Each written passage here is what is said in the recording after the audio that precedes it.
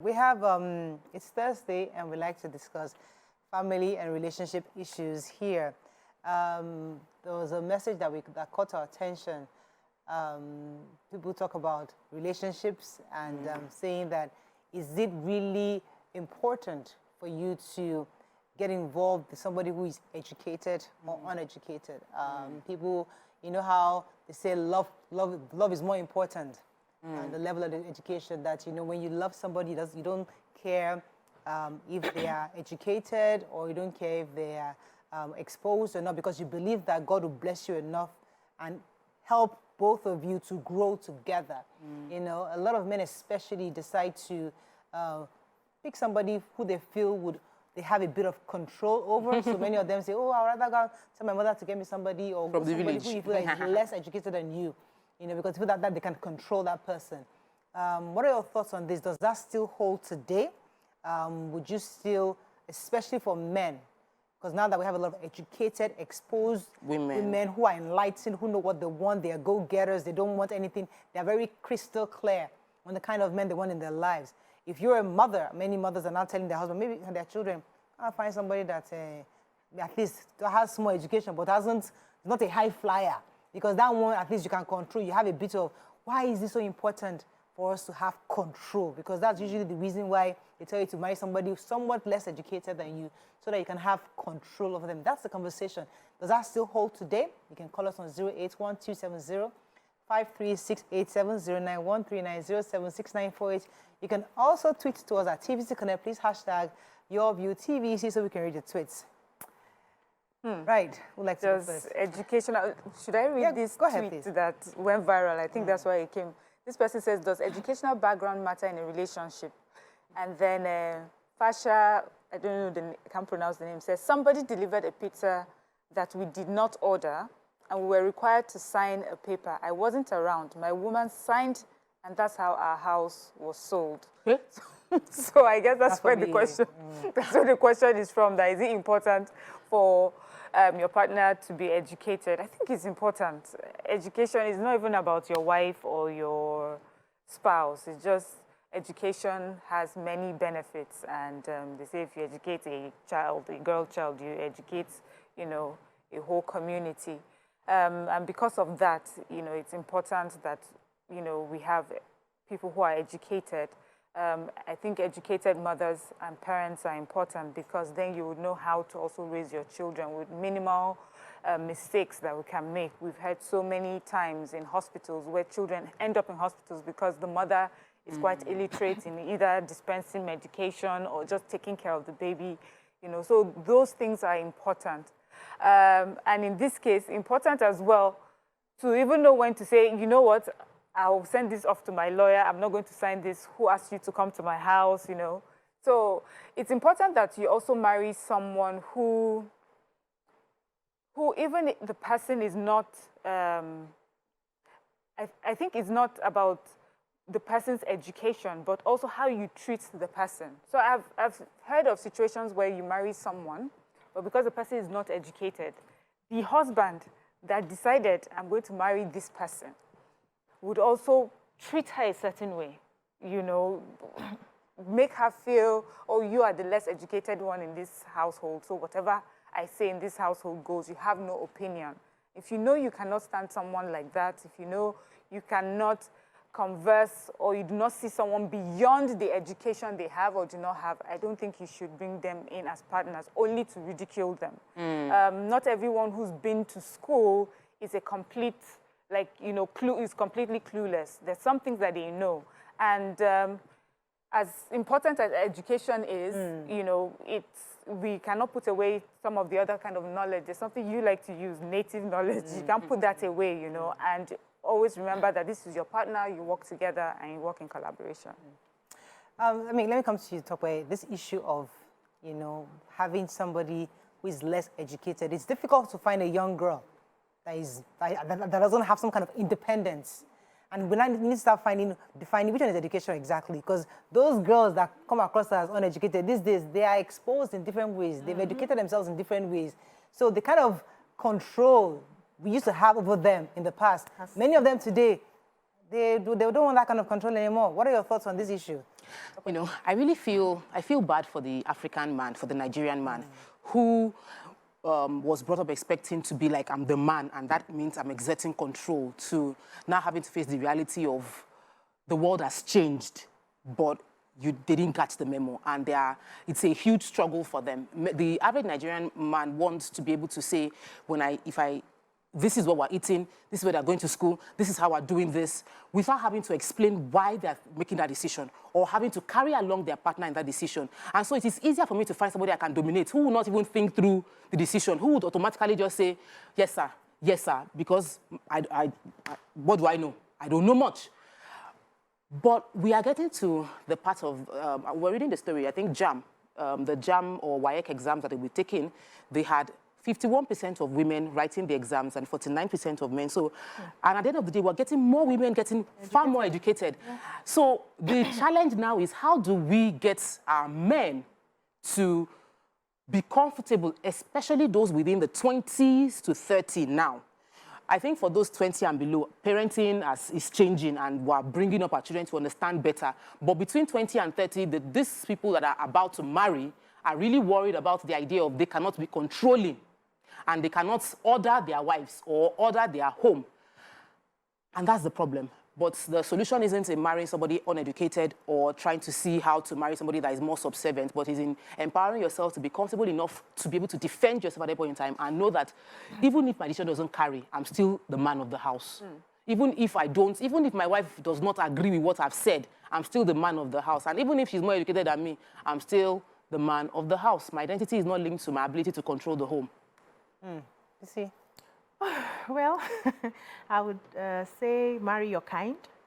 Marry the person that makes your blood tick. Marry the person that you fall in love with. Marry the person that makes you happy. Now, understand that marriage is not basically for control. That's where we have, missed it. And Tope rightly mentioned, most of the men want to marry somebody that can say, shut up and sit down, and no questions will be asked. And ask yourself, is that the kind of person that I want? Do I want somebody who I would say, let's do it this way, and they bring their own idea? And I've seen men who actually did listen to their wives, and I've seen how their lives have gone. You see that there's usually this progress because a woman has the capacity to see from different perspectives that a man is not seeing from. But you need to trust your woman enough to allow her input in the home. So ask yourself, what kind of home do I want to have? Those days, we had our fathers who would make the orders and everybody is running helter-skelter because daddy has spoken. Right now, that's not the situation. We have homes now that everything has to be agreed and discussed, and children are more likely to play now with their parents compared to before. How dare you say daddy high five when you were growing up? You cannot. But now you see kids doing that, and that's because the dynamics of marriage has changed. So if you are still in that zone as a man who wants to marry somebody that they can easily subdue and hit on the head, that means the world has left you behind. So find your clan and your people who can accept that and go to them. Do not expect that you see someone, an enlightened and educated woman, and then want to put them in that position. Nobody will agree. And even those village girls that we used to call village girls. So I know that education has gone beyond, or has always been beyond, the four walls of the university. Whenever we talk about education, we just focus on engineering, medicine, psychology. What did you study in school? Education is also having an enlightening experience. There are people who did not go through the four walls of the university, but if you have a conversation with them, you see that these people are well-read, they are vast, they've traveled, they have experienced, and they have their own form of education. So are we categorizing, do not marry people who did not go to school, or do not marry people who do not have any form of education? We need to separate it because it's gone beyond that. I've seen someone who transacts business all across the world. From today, he's in Taiwan, tomorrow he's in China, and he did not have any form of school education. But if you listen to him, if you talk to him, if you speak to him, you will not know. If he did not tell you that he doesn't have certificate, you will not know that he doesn't have, and he's growing in his business. So somebody will sit down and say, I don't want to marry him because he did not go to school. This guy is educated, but he just didn't go through the four walls of the university. So we need to be able to separate those experiences and focus on the most important thing. So I have also seen people who married And in that marriage, they started going to school together. They knew where they were going to. They worked towards it together, and they achieved it. So ruling people and canceling people out because you feel, except of course, like someone like me now. Yeah, there have been cases, BC, where you marry somebody who is not at the same educational level as you, and you're trying to make them understand certain things, but they can't see. They can only see things through the lens of tradition, demons, witchcraft, or things that the world they've known. Every single thing. So you're trying to start a business, you're trying to scale, and they're thinking, don't scale. This is where we are. Is okay, at least we can pay school fees, we can pay our NEPA bills, we are fine. So we don't bring evil eyes on us. Yes, don't let the evil eyes come. So these are still mental cages that people have because of their lack of exposure. So maybe let's not make it look as if it's so much of 4 walls of the university. Let me add to that. Yeah. Do you know that there are people who are educated who are still in that space? Exactly. Who will tell you, no, don't do too much. You don't say it outside, though, so that the evil eye, they've not been looking at us. Now you want to attract them. And they're educated. Or, sorry, they have gone through the 4 walls of the university. They know better. Yes. But education really, it's total. And that's what most of the schools are trying to do for children now. It's not just about the 2 + 2 is 4. It's about your wholeness as a child, totality, your psychological, your emotional, your physical, all those different aspects of intelligence is explored so that the child is whole. When you come out, you're a whole human being. You're able to process information and put it down. Do you understand? Yeah, I get you. So it's not just... But let me come to Miriam on top of it, because I recently watching a woman of God who was saying that for her entire marriage, she only allowed her husband to, for her to have peace for these 40 years or something in marriage, she just allowed him whatever he said. She allowed him to do everything. He made the decisions, and she was just a yes man. And he gave her peace of mind. And today, she's proud that she has grown up, they've graduated, she's living a peaceful life. That some of us young women today, our problem is that we are constantly having opinions. We are constantly wanting to have our way, have our say. But once we continually engage our head, they are the heads. Let them lead. Whatever they say is fine now. And that she's done that for 40 years, and she's had peace of mind that today's women... So he's trying to reconcile that of, okay, how does a young man today whose mother has been quiet all her life, and he has seen that, and then he marries somebody like a BC who has gone to Singapore and gone to Maldives for maybe as a single person, and now he's ready to settle down, and he's trying to tell her, okay, calm down, I'm now the captain of this ship, we are no more traveling. How do we reconcile that? And no more traveling. So for me, I feel that because a lot of people date and court before they go ahead to get married, some of these things are things that they would encounter during that period. It's not necessarily what you encounter in the bed of marriage, if I put it that way. So every one of us, we know what we're looking for in a partner. And the example you gave of the woman who was quiet, that is all she wanted. And she was able to enjoy it because she also trusted that whatever it is that he told her or commanded them was in their best interest. So she was happy. Imagine she was quiet and then was a man who was irresponsible, and she didn't get all the things that she said she got by being quiet and submissive. So it's not totally about... First of all, you know what you want in a marriage. And second of all, you hope that the person you're in a marriage with is playing their own part in that marriage. There are people who would say it's easier to, that they would not want to be married to a woman who is too quiet or too submissive. They want that woman who is vibrant, who when they say one, she says 5. They're like, yes, this woman is charging my brain. That's what they enjoy. And if you come with all your submissiveness and all your quietness, they would pass you over. You're not their spec, you're not their type. So in marriages, you just know who it is, what you want, and you hope you meet the partner that meets you, Let me take this call from Festus. Good morning, Festus from the UK. Are you there? Hello, Festus. Ooh, I think I lost that call. Tokwe, do you want to jump in here? Yes, please. Yes, please. There's another angle that just occurred to me, that we're having this conversation because maybe the men are not wise. Those men Because women are not foolish. I will not be married to a white man and I will argue for the sake of arguing. Like if you have made a suggestion that is, you said that sound, I will not say anything. You might end up having the wife saying yes, yes, yes, because everything you have been saying makes sense. If I'm asking you to explain, maybe I don't understand, not because I am being disobedient or being stubborn. So sometimes the men should work on building their level of exposure, their knowledge, so that by the time you say anything, everybody in the house knows daddy is always right. Anyway, so we might as well just obey daddy. Anyway, precedence. But if you are like every other human being, you are not perfect, Oga, which means that some decisions you make amazing, and some other decisions not so amazing. So in the process of having a conversation with your partner, you might see the folly in the decision you want to make as a family, and we are able to take ourselves back. Besides, the two are becoming one biblically, and the idea is because a man is not meant to be alone.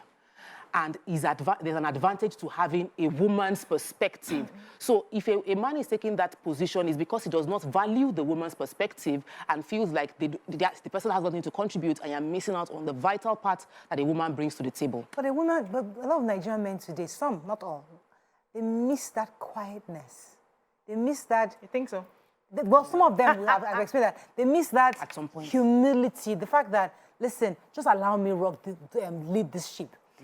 Today, our women, they are constantly going for training here. They are speaking. They are doing this. They are doing their hair. They are having their dressing up too. And I'm either stopping you from your dressing or your makeup or the English you are speaking or the training you are doing or the parental skills you are learning. Every day, it is you that know everything.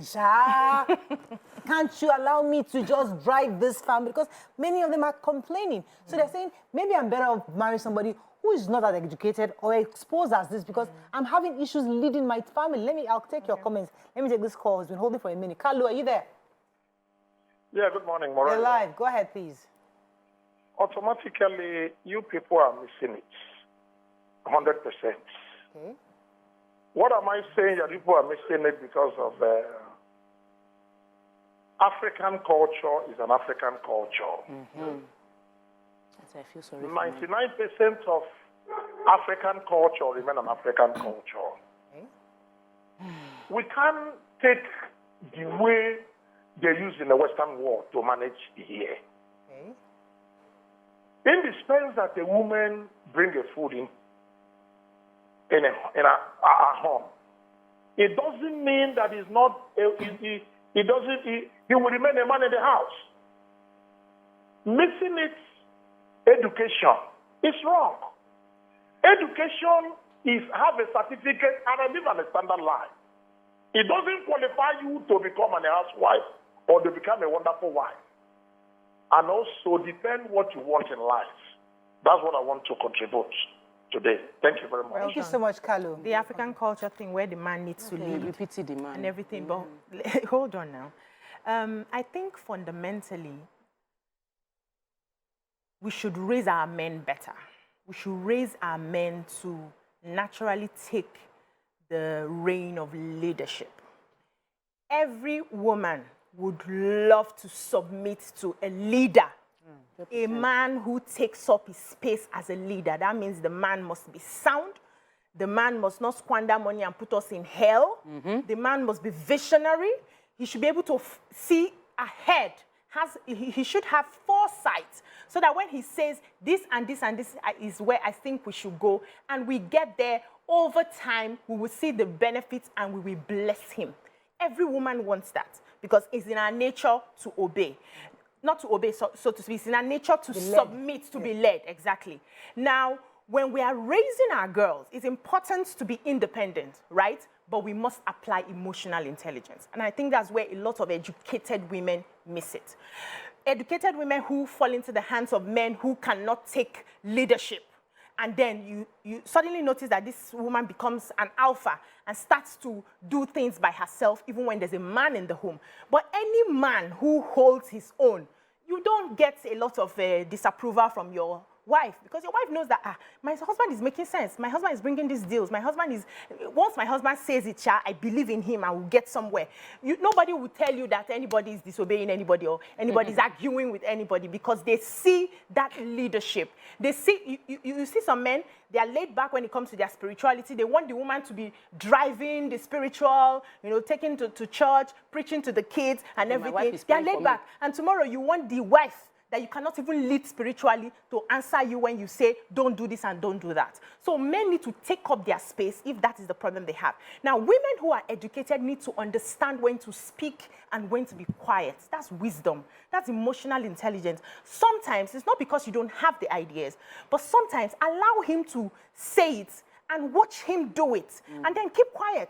And other times you can say, can we look at it from this other option? Or can we have this other option as well and look at it side by side? But what we see is women who, because I'm educated, I'm making the money. You are doing agidi, you are rubbing shoulders with him in the house. He's making a decision. You don't want to listen to him because you feel like, I'm bringing 50, you're bringing 50. Or I'm even bringing 80 and you're bringing 30. That is where they have the problem. So if everybody learns to stay in their role, and pray that the person who is not doing their role well will do their role well.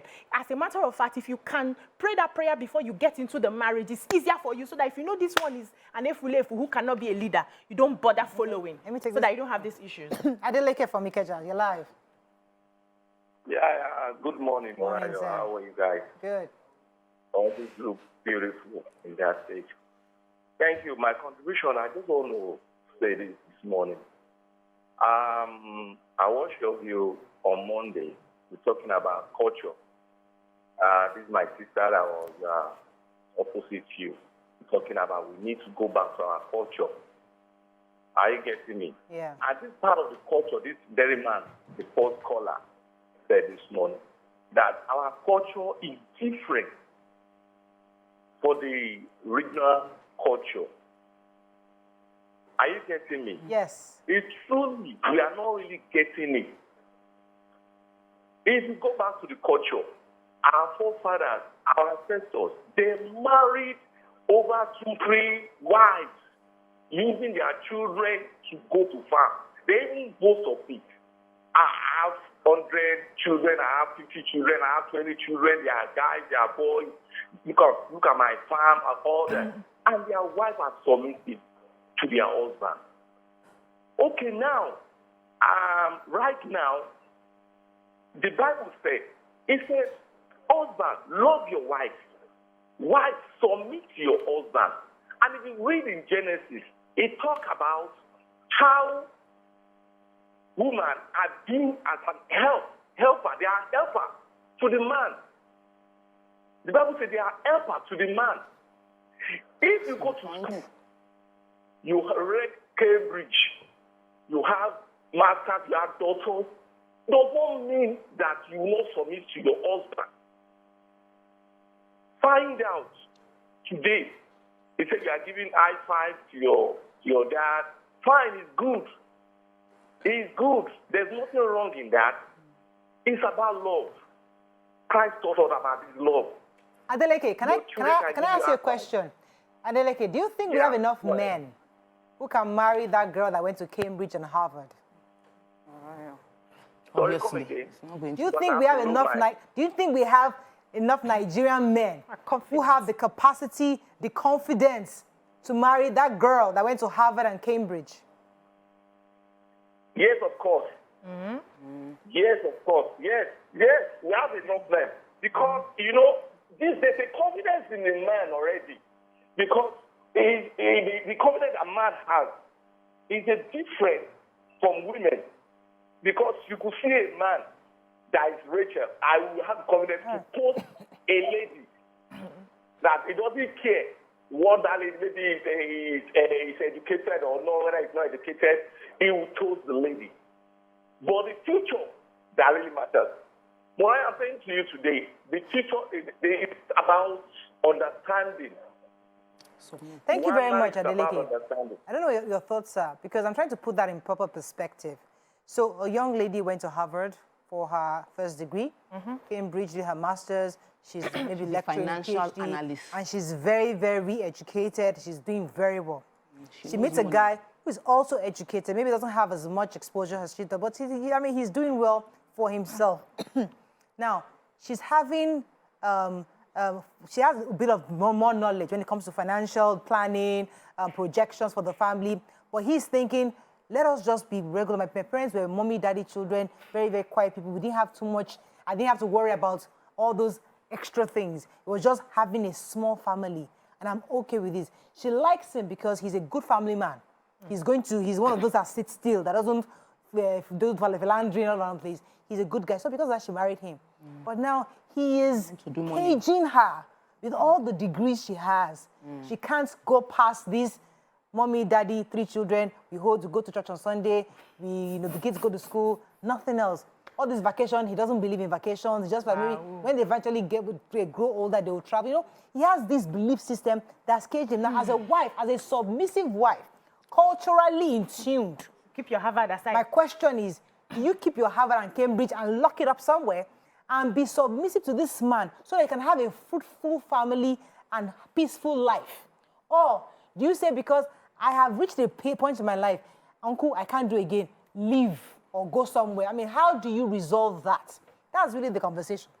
Oh, okay. This issue is not a new issue. In fact, many homes struggle with it, and it's not also something that is gender specific. We've had situations, and I think we hear about it for the men, especially men. We already know they work hard, they go out, they make the money, they come back.